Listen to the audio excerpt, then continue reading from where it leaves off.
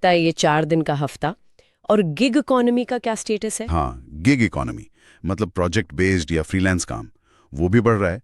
और अब इसमें सिर्फ डिलीवरी या टैक्सी वाले काम नहीं है। अब इसमें health care, AI, cyber security जैसे हाई स्किल प्रोफेशनल्स भी आ रहे हैं। वो लोग जो थोड़ी ऑटोनॉमी, थोड़ी आज़ादी चाहते हैं अपने काम में। तो मतलब काम का पूरा नजरिया ही बदल रहा है। तो इतने सारे बदलावों के बीच कर्मचारियों के लिए कौन से स्किल सबसे जरूरी हो जाते हैं? देखिए, ये बहुत ही अहम सवाल है। WEF का अनुमान है कि 2030 तक लगभग 59% कर्मचारियों को या तो नई स्किल सीखने की जरूरत होगी या मौजूदा स्किल्स को अपग्रेड करने की।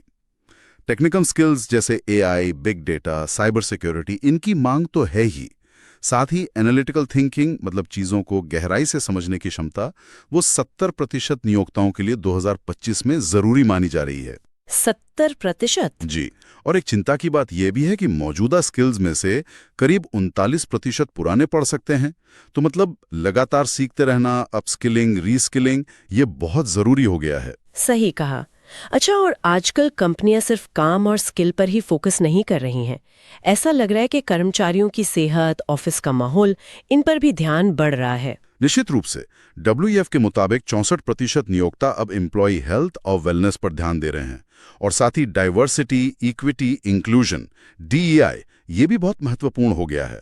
करीब 83% नियोक्ता इसे प्राथमिकता मान रहे हैं। 83%? जी। ये तो काफी ज्यादा है। हाँ, ये 2023 में 67% था, तो ये बड़ा है।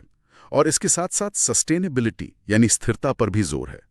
ग्रीन जॉब्स जैसे renewable energy engineer, electric vehicle expert, ये नौकरियां तेजी से बढ़ रही हैं। ये सब क्लाइमेट चेंज से निपटने के जो वैश्विक प्रयास हैं, उसी का हिस्सा है। तो अगर हम संक्षेप में देखें तो नौकरी बाजार का रुझान क्या है? कौन सी नौकरियां ऊपर जा रही हैं, कौन सी नीचे? मोटा मोटा देखें तो WES का अनुमान है कि 2030 तक कुल रोजगार में करीब 7% की नेट वृद्धि होगी। मतलब नौकरियां बढ़ेंगी। सबसे तेजी से बढ़ने वाली नौकरियों में, जैसा आपने कहा, टेक्नोलॉजी है, big data expert, AI specialist.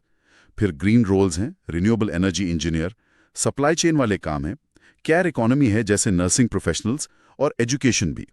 वहीं दूसरी तरफ जो रूटीन काम है जैसे cashier, ticket clerk, data entry clerk, इन भूमिकाओं में कमी आने की संभावना है।